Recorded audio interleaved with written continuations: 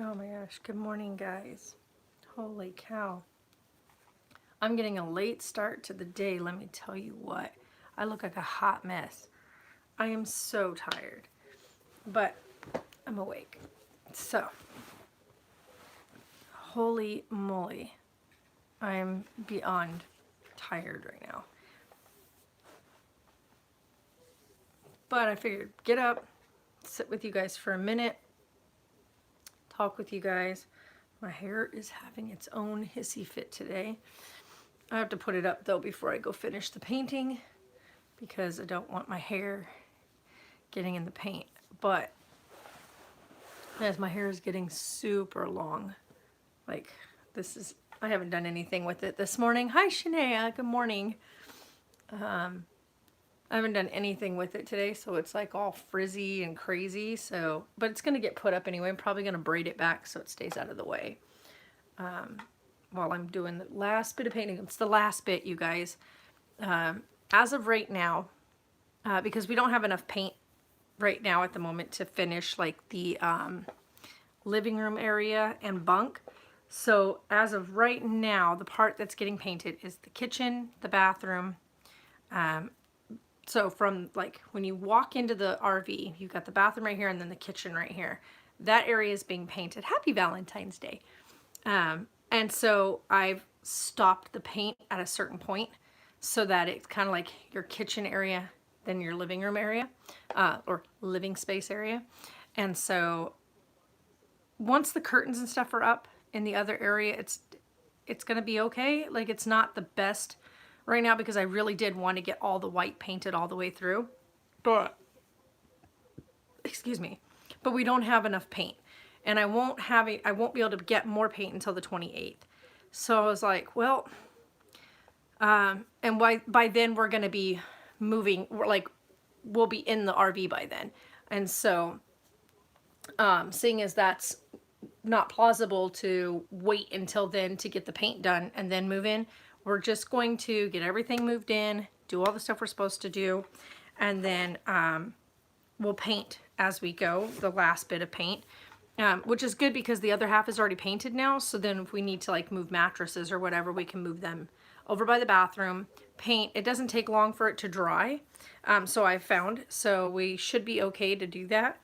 And do it kind of in stages. So we can do like the one side of the living room area, paint that whole side and wall and everything, let it dry. And then we can set like the mattresses and stuff up against the wall on that side. After that's all fully dried, and then paint the opposite side. And then by like that night, we could put the mattresses and stuff back.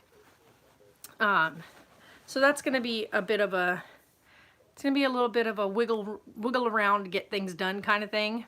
But we'll manage it. And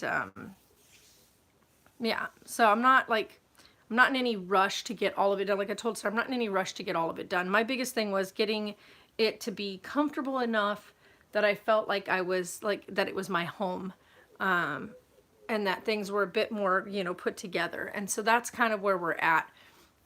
So that's kind of what I'm doing. So that's today's the last, today I'm going to go out there and get the rest of the kit, get the last coat of paint on the kitchen, because I did the first coat yesterday. So second coat today.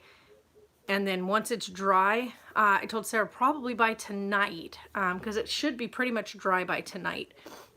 We'll start getting like all the other stuff out there. So the mattress that we got for her bed area, we'll put that in there. We'll get the curtains up and stuff like that, because we took the curtains down because I thought I was going to have enough paint to cover it. So we'll need to put the curtains back up. I need to make the other curtain for the bed area and put the mount in for the TV. I have the other mount in there, and we've realized that it's not we need the longer mount, so that we can pull the TV away from the bedroom space that I have, so that I can actually close the curtains if I need to, or if I want to. I also have a thing that I drilled a hole with, so we drilled straight through so that I can actually run cables through and down to my area, because we don't, there's no plug to the front of the RV, like at all. There's no outlets. So to access an outlet, we did, oh, my nose itches. We did a one of the power strips. So the good part is with the power strip is it protects your devices in case of a power surge.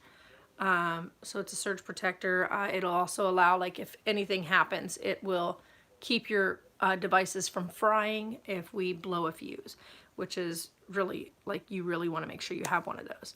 So we have found we can run the objects that we want to run on that wall to that unit. So we bought the power strip so we can do that. So that helped out a lot. And so we'll have that put in today and secure it in place, because you want to make sure everything's secured in place. So I bought screws that will go into the one area, and then I will lock the the power strip in place, and then that'll allow us to thread the cables through the one area and have access to that. But yeah, other than that, you guys, everything else is like ready to go. So now we just have to, like I told Sarah, I'm going to get all my laundry done today, put everything on hangers and get it into the closet. So that way, at least that part is all hung up in there, done, it's out of the way. Get all the bathroom supplies out there, because the bathroom's pretty much ready to go. So we'll get all of our bathroom supplies put up in the bathroom cabinet. A lot of people don't realize there is a bathroom cabinet, but it's behind that mirror above the sink. And there's a full cabinet there. So we're going to put all of our bathroom supplies up there. Toilet paper supplies will go under the sink. And then, like, whatnot. So hi, Kelly. So we'll have all that up there. So like shampoos, conditioners, all that's going to go up in the top cabinet. Female products and toilet paper stuff that's going to go down underneath. I bought a special little trash can thing. And so this might sound TMI, but let's be real. Like, that's what this whole channel is about, right? This is life's next chapter, or life's next step. So we're two females traveling in an RV. Oh, well, thank you. Thank you, Kelly. So I bought this little trash can type thing. It's kind of the same as like a diaper genie type thing, but it's a smaller, more compact version. But you take it, like for us, we'll be using it for the RV for feminine hygiene products, because I don't think it's going to be vlogging, but I may do some videos when it comes to stuff that I'm doing. Like I said, the channel name has changed because it is now just pretty much myself. Sarah will be with me for just a little while longer, and then she intends to get her own place. So I don't know like what her plans are on that aspect of things. I do know that she doesn't want to be in the RV for too long. So she's got like her own thing going on. Taylor's in the Army. So it's just me. And so there's that. But we'll see how things go. But as of right now, I don't intend to do too much like vlogging. I like doing the live streams. It's like interactive right here. We could talk. You guys can get questions out and I can answer things. So the little, I'm going to call it the genie, is meant specifically for our feminine hygiene products while we're traveling, because of course you don't dump those things into a black water tank, because then those things get dumped down into a sewage system when you hook it up to the city lines for dumping, and you don't really want to be doing that. I know that there's quite a few products out there that are biodegradable, but I still wouldn't put them through my black water tank. And so I would definitely be one of those people that's going to be disposing of them in the little container. It's just smarter. So that's a thing I had to go and make sure I purchased, and it fits nicely right behind the toilet, so that was perfect. So if anybody's interested, I will actually look up the information, because I got it off of Amazon, and it's literally like a diaper genie, but it's like more compact. Why not a cup? Because I really like, they don't work for me very well.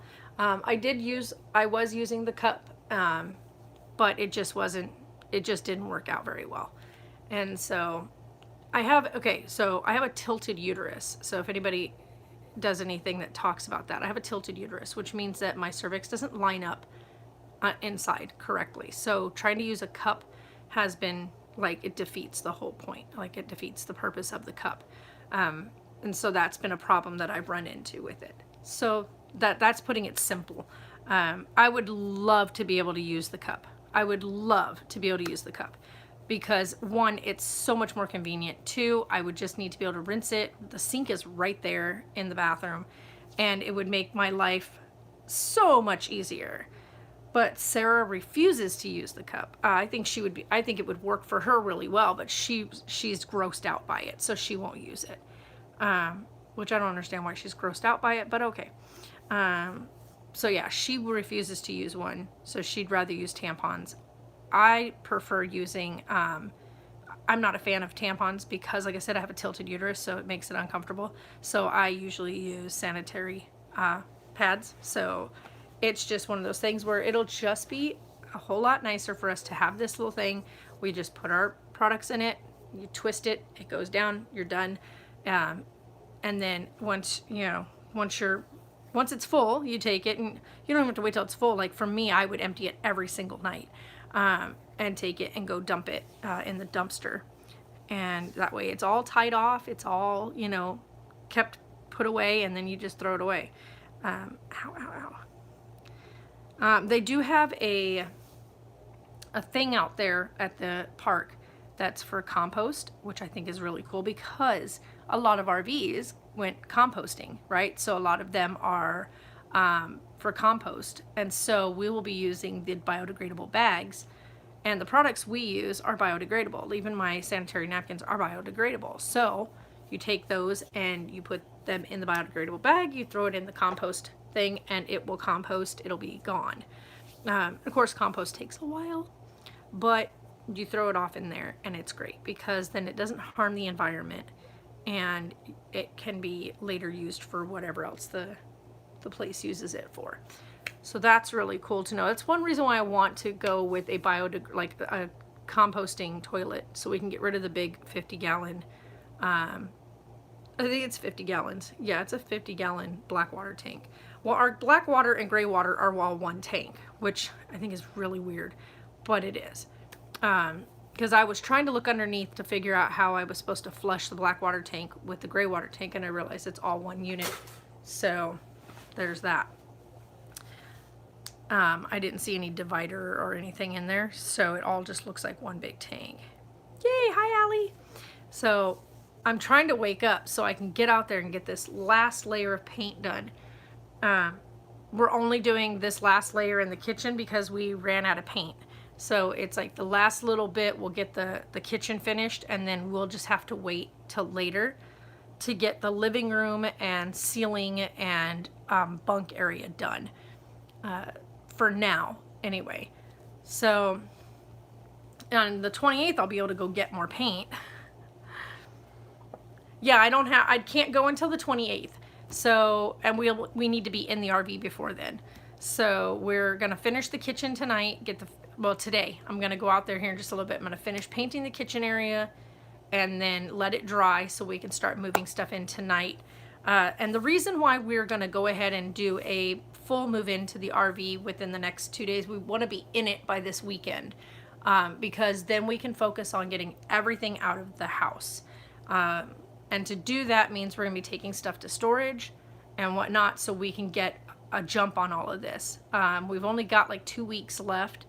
Today's the 14th, so yeah, we've got like 2 weeks left. We gotta be out of here. And so this will be easier for us to have ourselves all set up in the RV. Everything's hooked up, other than, of course, like we can't hook up the gas, like the propane or gas or any of that stuff yet. But at least we have the electric out there. We'll have water out there.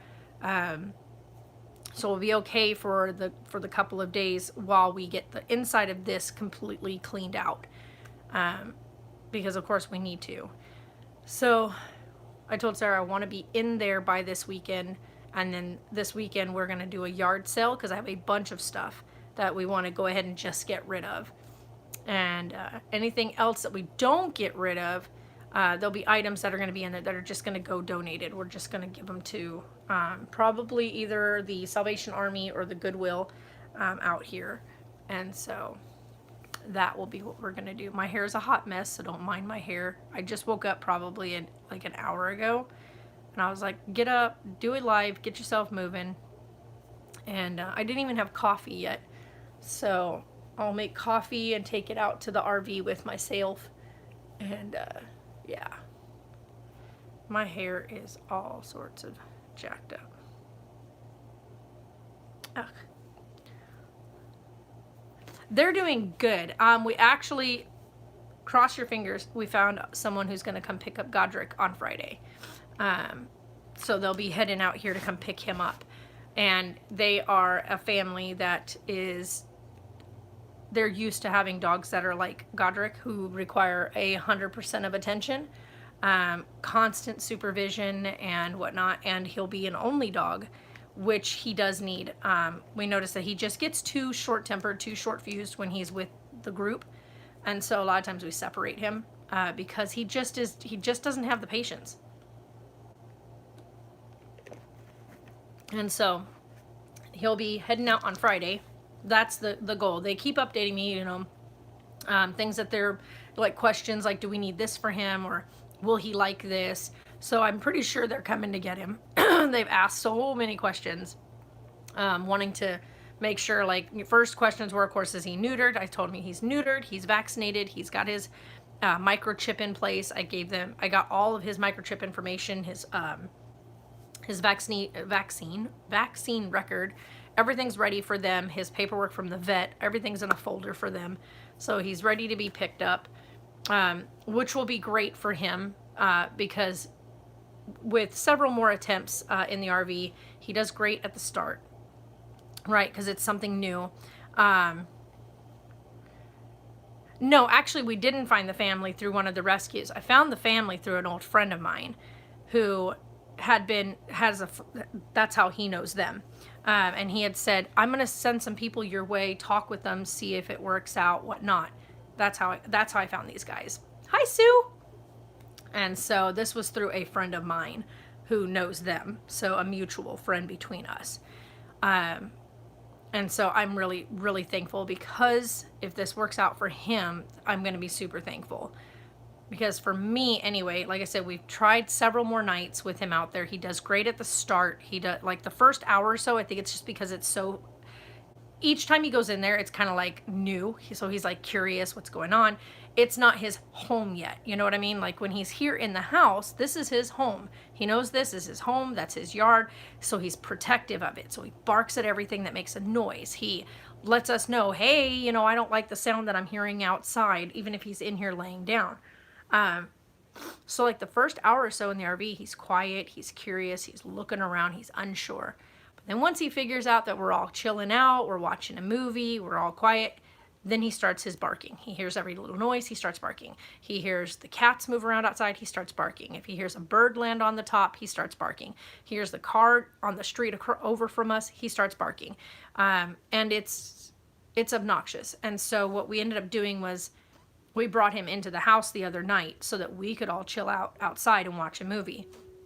And he barked his head off inside because we had made him stay away separated him from everybody. He knew we were all not inside the house.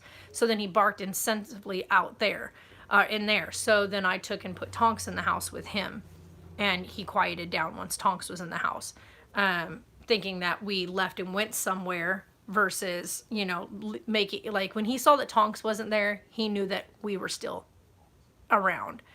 So I put Tonks in the house with him, and then Tonks doesn't care where he's at. He's just happy to be wherever. So I sat Tonks in the house with him, and he quieted down. But yeah, so he definitely cannot be in the RV, especially at an RV park. As much as I would love for it to work out, because that first night he did really good. Started barking when the neighbors pulled up, but then quieted down once they went inside. That was like, okay, maybe we'll make it work. And then the second night, he did pretty good. He barked a couple of times when he heard like other vehicles, and I was like, you know, stop, it's all right, settle down. He quieted down. He'd growl a little bit, but he'd quiet down. And then he just continued to get more progressively bark at everything, which is the problem we run into with him even here.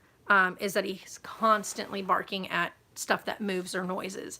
So half the time, like right now, he's kenneled inside, laying down, because it's the only way for us to get anything done in the morning.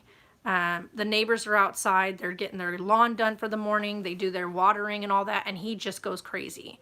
The other dogs don't even care, like they're like, whatever, the neighbor's outside, okay. but Godric just will be at the fence, hair standing up, being aggressive, biting the fence, pulling at the fence. That's just him. He's just an extremely high-strung dog. And with everything that's going on right now, with us trying to get the move done, there's no way that I can go out there and give him the attention and distraction that he needs to pull his mind away from the neighbors doing what they do literally every day since we've lived here. Those same neighbors have been here 4 years, and he still behaves the exact same way with these neighbors. The ones that have been here for 2 years, he still is extremely aggressive to them, and I've yet to figure out why it doesn't click to him that they're the same people. They're the same people, same other dog that's been there since 2 years ago. The other people have been here for 4 years. Same guy, same scent, same person. Hasn't changed, and yet he still is extremely aggressive at the fence at this guy. If this guy came over to say hi, I guarantee you Godric would bite him. Guarantee you. We have the same problem when we have friends come over. Whenever the kids would bring friends over, we had to kennel him because one, he already bit one of Taylor's friends. Even though that kid has been at our house since Godric was this big, he still is aggressive with people and when I try to have company. So being in the RV, I can't even imagine trying to have people come in and sit down and have a coffee or something in the RV with him in there. That sounds so horrible as a pet owner, but there would be no way that I could risk that. And then of course trying to kennel him when people come in, he would just be barking at them through the kennel. And that's not, nobody wants to hear that when they're visiting someone and relaxing, or trying to have a coffee or something in the morning. That's just not going to work. So there's that. But other than that, you guys, so today's goal, kitchen finish being painted. So we'll get that painted today. The last layer of paint on that today. It looks, I can't even explain to you guys right now. I can't even explain to you guys how amazing it feels when I stand at the kitchen area and look back towards the kitchen and bathroom area of the RV right now. How amazing it feels to see just how clean the RV looks. The flooring, I'm not worried about. It looks like trash. But even with the thing down, I had the, whatever you call it, the throw sheet or whatever down to catch paint. When you're using a paint roller, it splatters everywhere. And then I'm walking on that stupid plastic, and the plastic moves and shifts. And so the flooring that's in there is not the flooring that's staying in there. I'll have to show you guys the flooring that I'm putting in. So the flooring that's in there, it got paint on it. I'm not worried about it right now. I told Sarah I'm not worried about it. It got paint on it. Big deal. It's going to be coming out anyway. I've got new flooring. So I should show you guys that flooring later on today when I'll take you guys out into the RV later while I'm finishing the paint so I can show you guys how good it looks. And then I'll show you guys what the new flooring looks like.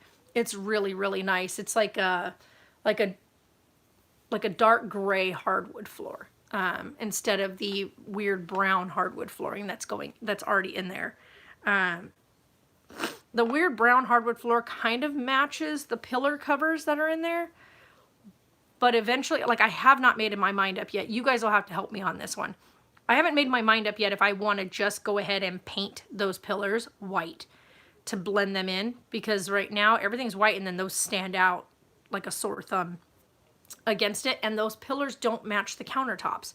Like, the countertop wood is way different than the pillar wood that's covering the pillars. And then there's that funny, weird, creamy grayish, like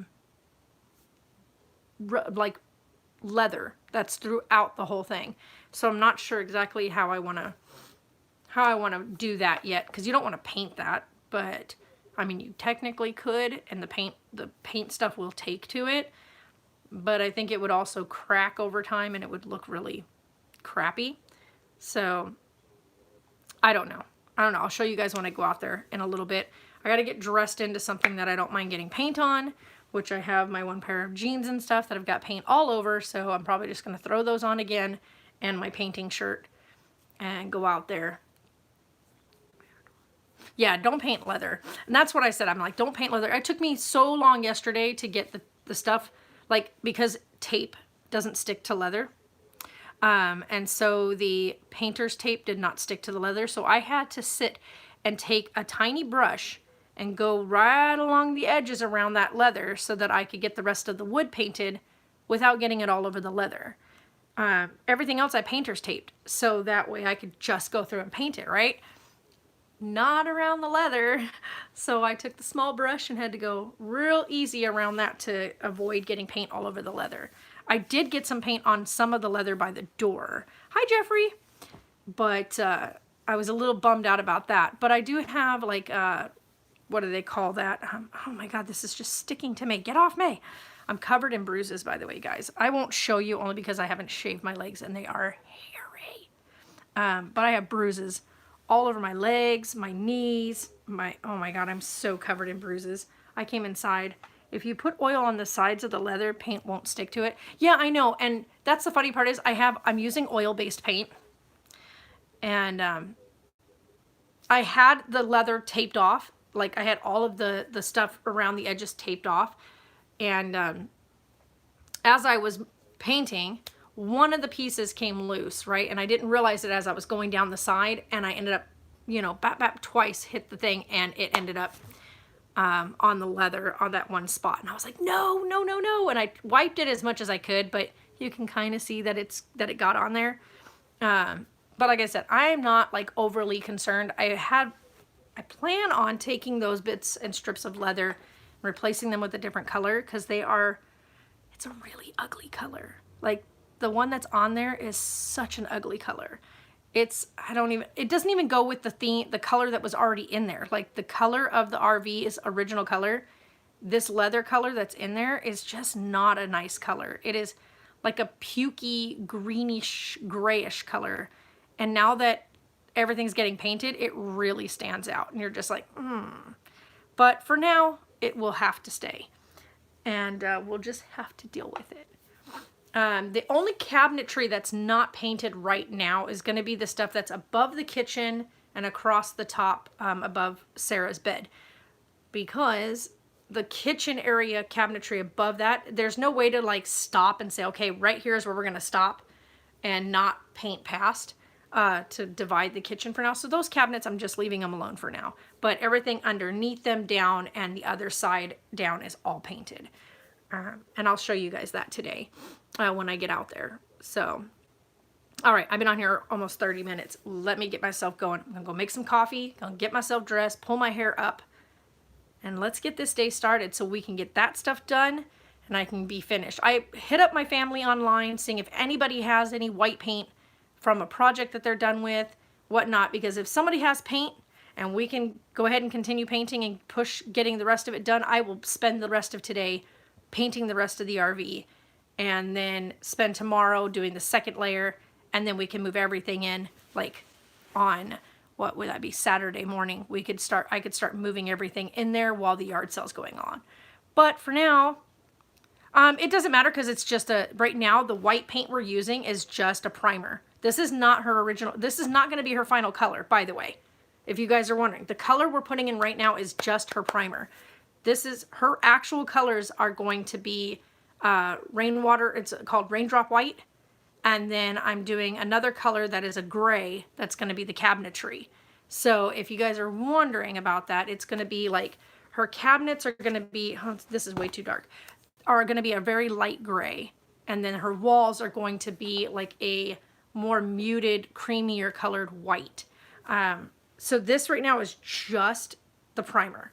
So this is not her original color. So any white paint for now, I don't care if it's even slightly different from the other one. White paint is white paint. It's going to go on. It's going to be the base color. It's going to be underneath everything. Because once the actual paint goes on, which is what I'm going to be buying on the 28th, that color will be the actual color of the walls, the ceiling, whatnot. But for now, you have to get that first layer on to let it soak up in that funny wood. So that when you go to put the actual color on, it doesn't soak up. It'll just cover over the top of the primer. So that's what we're doing. So I don't care if it's the same color white because it's just a primer white that we're using.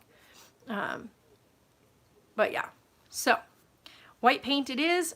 If somebody's got some, cool. If not, then we're just going to stop right where we're at. We're just going to go ahead and do the second layer today, and then we'll start moving stuff in. And we'll pretty much decorate it using our bed sets and stuff like that. So like my bedroom set colors, by the way, are all this. So this is kind of the color theme that's going on inside. So that's what we're doing. Sarah's bed set is black and white, and then the curtains around her bed are gray. So it'll all kind of, you know, you have the black, white, and gray theme going on inside for now. And then of course there's like a bit of a creamier, like lighter ocean blue color going in there. So yeah, that's what's going on for now. And then we have a carpet picked out to put in for now. Hi, Chris. So I'm getting off here. I'm gonna go get dressed. I'm gonna go have some coffee, pull this mop of hair up because it is insanely horrible.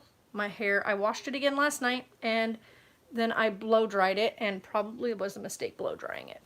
So anyway, you guys are amazing, and we'll see you guys out in the RV probably in a couple of hours, show you guys the progress and how things are looking, and we'll go from there.